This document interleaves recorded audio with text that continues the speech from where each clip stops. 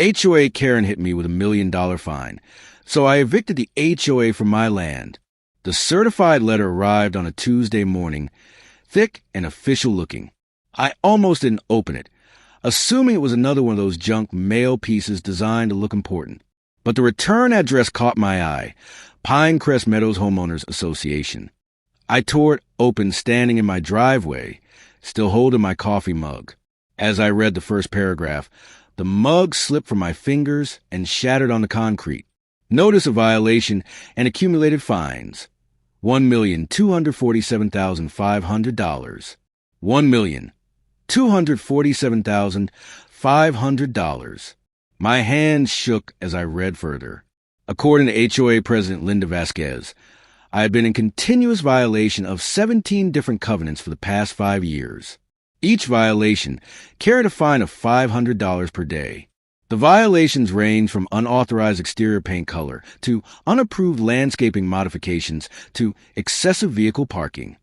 I lived on a 3-acre property at the end of Pinecrest Meadows, a small development of 12 homes built 15 years ago.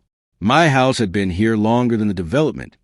Built by my grandfather in 1967, long before any HOA existed. When the developer bought the surrounding land and built the other homes, my family had refused to sell. We'd been here first, and we intended to stay. The problem was that my property sat right at the entrance to the development. Every resident had to drive past my house to reach theirs. And Linda Vasquez had decided that my house, with its original 1960s ranch styling, my grandfather's old pickup truck in the driveway, and my vegetable garden in the front yard, was an eyesore that lowered everyone's property values. I'd been receiving violation notices for 3 years, ever since Linda became HOA president. I'd ignored them all, operating under the reasonable assumption that since I wasn't part of the HOA and never signed any covenants, they had no authority over me. Apparently, I'd been wrong about that. Or at least, Linda thought I was wrong. I called my attorney, Richard Morrison, the moment I got inside.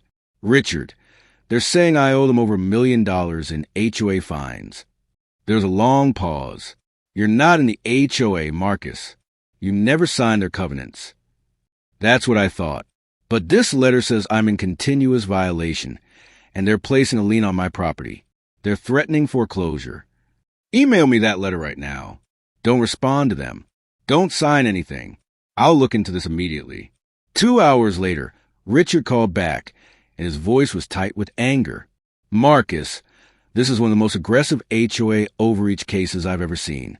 Linda Vasquez filed a lawsuit 3 years ago claiming that your property is technically part of the development because it shares the access road. She argued that you're receiving a benefit from HOA-maintained infrastructure and therefore should be subject to their rules. That's insane. My grandfather built that access road in 1965. The HOA just repaved it. I know. And here's the worst part. She got a judgment in her favor. The case went through without you knowing because the court notices were sent to an old address. There's a default judgment saying you're subject to HOA authority. My blood ran cold. How is that possible? It looks like she deliberately used an outdated address from old property records.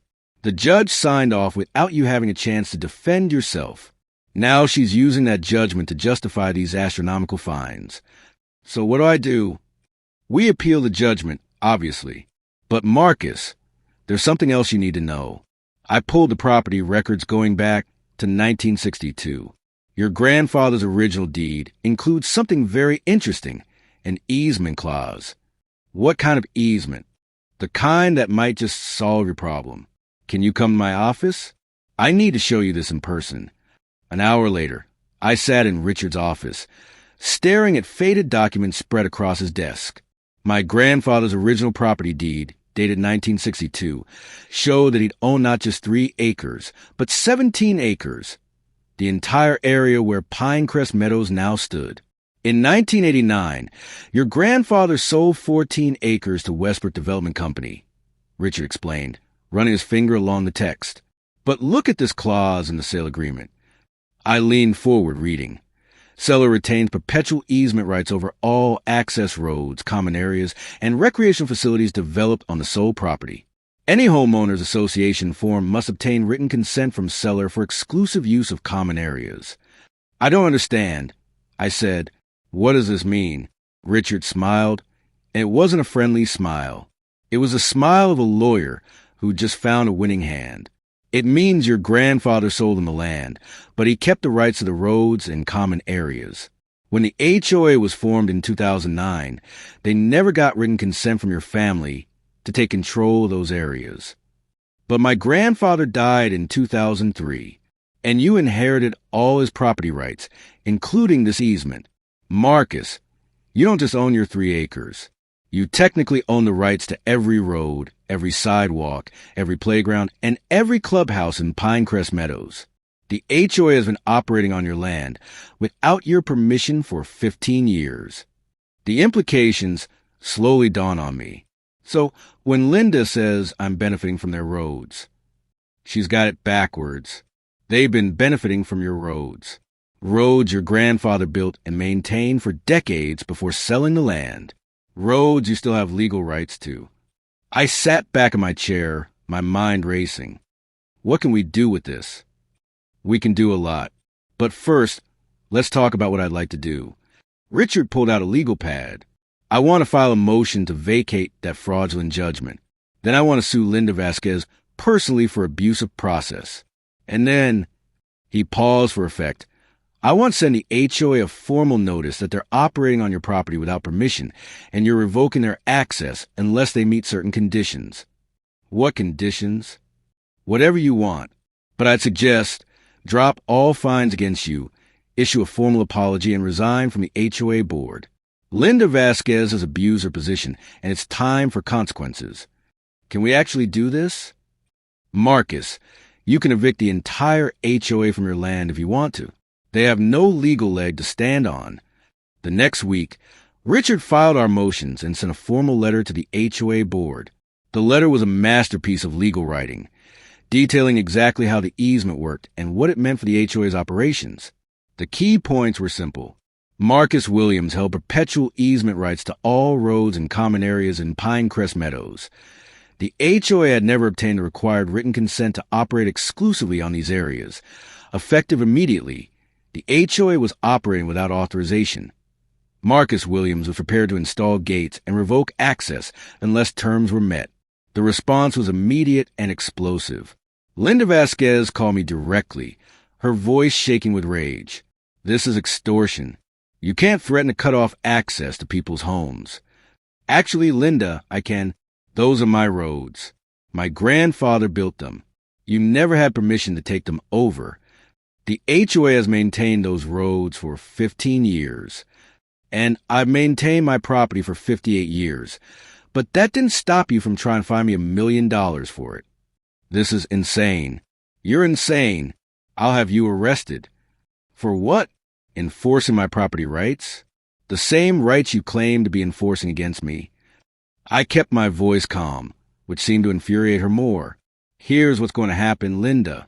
You're going to call an emergency HOA meeting.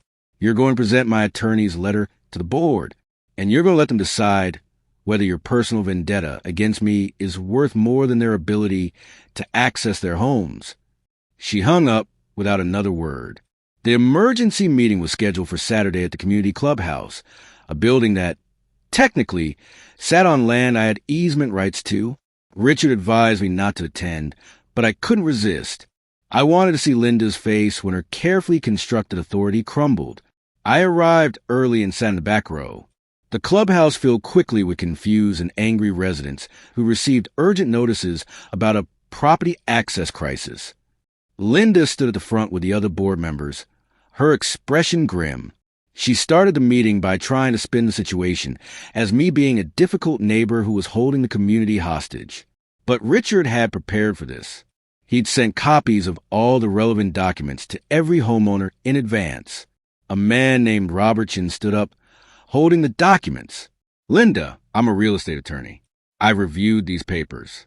Mr. Williams is absolutely correct. The original easement was never properly transferred. Legally, he has every right to control access to common areas. This is a technicality. Linda snapped. No, another woman said, Standing. This is you trying to steal someone's property rights because you don't like how his house looks. I've seen those violation notices you've been sending him. 17 violations? For what? Having a garden? Parking his truck? You've been harassing this man for years. More residents stood up, and suddenly Linda was facing a revolt from her own community. You filed a lawsuit using a fake address to prevent him from defending himself.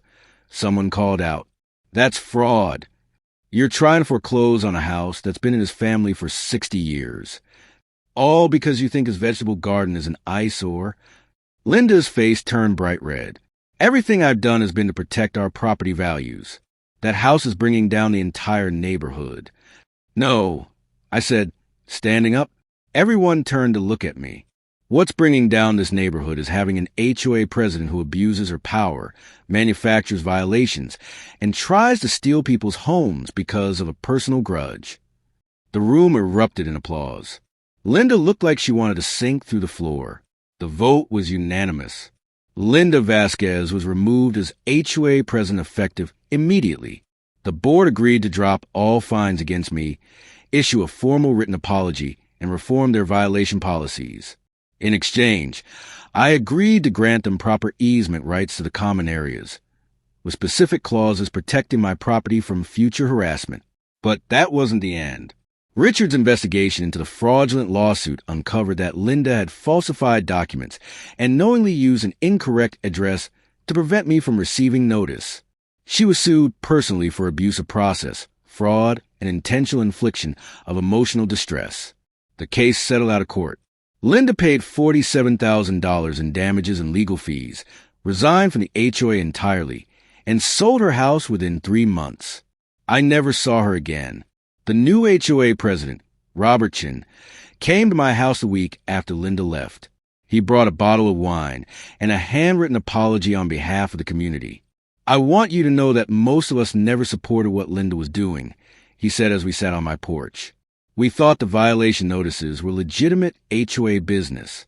We didn't realize she was manufacturing them out of spite." "I appreciate that," I said. "Your house doesn't bring down property values, by the way. I've looked at the comps. If anything, having one of the original homes from the 1960s adds character to the neighborhood. Linda was just..." He trailed off, a bully with a clipboard. "I finished." He laughed. "Exactly. We reformed the whole violation system. From now on, any violation has to be approved by 3 board members, not just the president. And we're going to focus on real issues, not personal vendettas." That sounds like a good change. "Oh, and one more thing." He pulled out a document. "We'd like to formally grant you an honorary membership in the HOA. No fees, no obligations. Just a symbolic gesture that you're part of this community and always have been." I took the document and smiled. "On one condition." "What's that?" "I get to keep my vegetable garden." Robert grinned. "I think we can manage that." 3 months later, I stood in my front yard, tending to my tomatoes and zucchini. The garden was bigger now, sprawling across half the lawn. No one had complained. In fact, several neighbors had asked for gardening advice. My grandfather's old pickup truck still sat in the driveway, but now it had company. Robert's classic Mustang was often parked next to it when he came by for weekend chats. The house was still painted the original 1960s color scheme, and it would stay that way. The access road, my access road, technically, had been repaved with money from the HOA budget, but this time with my permission and input. They'd even installed a small plaque at the entrance. "Original road built by George Williams, 1965. As I watered my tomatoes that afternoon, I thought about the $1 million fine that had started this whole mess. Linda had tried to use inflated authority and manufactured violations to force me out of my own home. Instead, she lost everything: her position, her credibility, her money, and eventually her house. The lesson was simple. Authority without legitimacy is just bullying. And bullies tend to be very surprised when their victims fight back with actual facts and actual rights. I picked a ripe tomato, warm from the sun, and took a bite. It tasted like victory, and it tasted like home.